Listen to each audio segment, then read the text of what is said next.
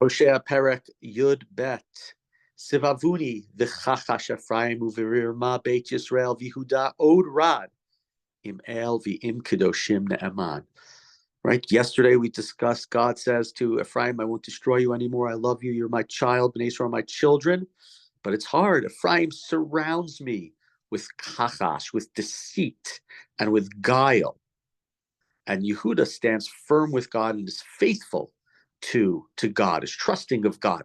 Now, we haven't seen this earlier in the book when Hosea said that Ephraim is going to be destroyed, that the northern kingdom is going to be destroyed. He said, Yehuda, you're not so innocent. Here he doesn't say that. Here the message is that Yehuda is faithful to God. And of course, we've mentioned this, but say it again. Hosea lives. He's a contemporary, but an older contemporary of Yeshaya. And so he lives during the time period of the destruction of the northern kingdom, of their exile by the Assyrians. And so really the greater rage and the greater, I shouldn't say rage, the indignation is more about Ephraim.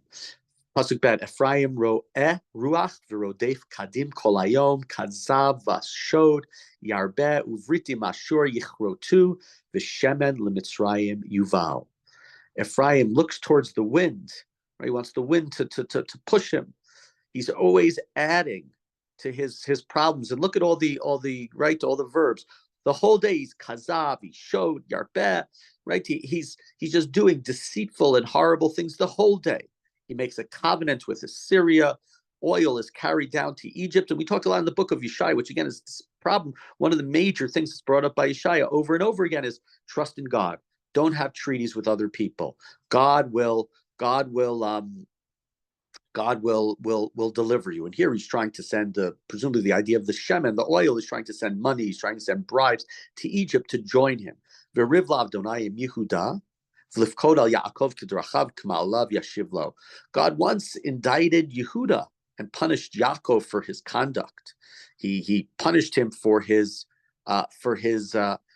deeds. Right? Yehuda also got punished. And you can say this maybe goes back to when the kingdom was split in two. It's not exactly clear. And then we're going to go deeper into history. Babeten akav et achiv uva'ono Sarah et Elohim.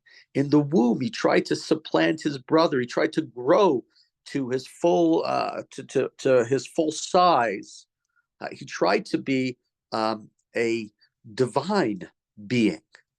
So, right, it's going back deeper into history, although it's not exactly clear who it's referring to. Presumably, it means Yaakov and Esav, but it's not exactly clear 100% what this verse is referring to. There are others who say no, it's referring to it's referring to Rachel versus Leah, and thus it's about the rivalry between the tribe of Yehuda and the tribe of Ephraim, as reflected through their mothers from the get-go. Yosef and Yehuda have a problem. Yehuda sells Yosef into slavery. He's the number one guy in doing it if he does it. And right, we have this rivalry for leadership of Bnei Israel all these generations later. It continues. And so there are those who say that that's what it is, right? That Yaakov and Rachel, you can in a sense say, conspired to make not the oldest child the leading child. V'yasar el malach v'yuchal bacha beit chanelo beit el yimsaenu v'sham yidaber imanu. He fought with an angel and he prevailed. The other ones wept and they pushed him, they implored him. At Bethel, Yaakov would meet him there to speak with him. And presumably this is going back, of course, to Yaakov and Parshat Vayishlach, his fighting with the mystery man, the angel who blesses him, who names him, right, Yisrael, beyond Yaakov, right, Yasar there, like Yisrael. He fought with the angel. He prevailed over the angel. And one of the ironies here, Beit El is where Avraham builds a mizbeach, all the way in the beginning. Beit El is where Yaakov builds a mizbeach when he gets back to Israel. But Beit El becomes the place of a major altar to idolatry of Ephraim of the northern kingdom. So Beit El has this great history, but this transformation towards evil. V'Adonai Elohei Atzvaot Adonai Zichro. But God, right, God remembers. You have to remember God. And return to God, Yaakov, really Ephraim. Be kind and be just and be careful and hope and trust in God constantly.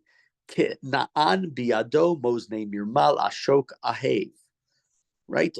There are traders who have ma'oznei, are scales, who have scales that are mirma, that are false, who love to act deceitfully. Not don't just act deceitfully, but act deceitfully. And this is the second time in this chapter we have this word mirma, and mirma is a word that comes up a lot in the book of Bereshit. I wouldn't say a lot. Yaakov is accused of using mirma, trickery with Esav, which he does, right? Certainly with the brachot. When he dresses up and pretends to be his brother. Also, he uses, I don't know if it's full-fledged deceit, but takes advantage of a situation to exchange the bechorah for the soup. Yaakov's sons, Shimon and Levi, use mirma after their sister is seduced, and you could argue whether she was raped or not, but certainly she is violated by Shechem, or Hamor, the son of Shechem, and then they use mirma. They tell the people of Shechem to go and to circumcise themselves and go while these people are while they are healing from the procedure, and kills all of them. So this idea of mirma, of trickery and deceit, is something that we see early in the history, and thus it's being mentioned here as something, a quality. I don't know, quality. It's a characteristic. It's certainly not a quality of some of the later generations here. Vayomer Ephraim, verse 9. Ach asharti matzati only ki gi'ai lo yimsu'uli avon asher chet. Ephraim thinks, oh, I am rich, I've gained power, right? So, everything's fine for me. Who cares if I sin?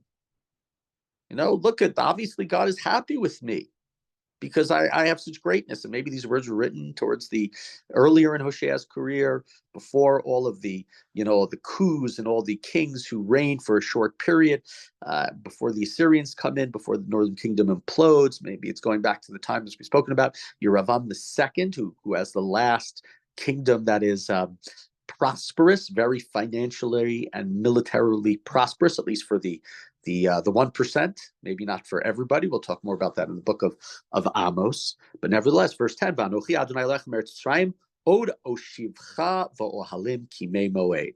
I, the eternal, the God of Israel, who's been with you, took you out of Egypt.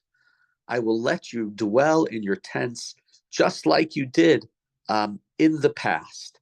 And presumably, or at least according to the Midrash, this idea of dwelling in tents, Yaakov, again, Ishtam, Yoshevo Alim, going back to the time of Yaakov, and the idea of being part of the tent, being part of society, and not sinning, etc., etc. So im Gilad Aven Achshav Hayuva Gilgal Shivarim Zibechu Gam Mizbechotam Kigalim Al Talmei Sadai. As for Gilad, it's worthless. There's no purpose of it. There have been axes. Gilgal was also a place of altars. Vayivrach Yaakov stay Aram, vayavod Yisrael biisha uviisha shamor. And then Yaakov had to flee to Aram, and was looking for a wife. But instead of a wife, what did he do? He guarded sheep. So again, it's a difficult chapter to understand. It's going back from the present to the past.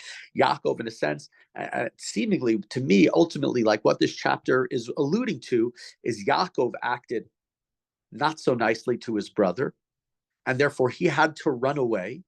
Yes, he encounters God in Beit El, and eventually he's going to come back as Israel, but he goes into exile, and he has trouble in exile with Lavan.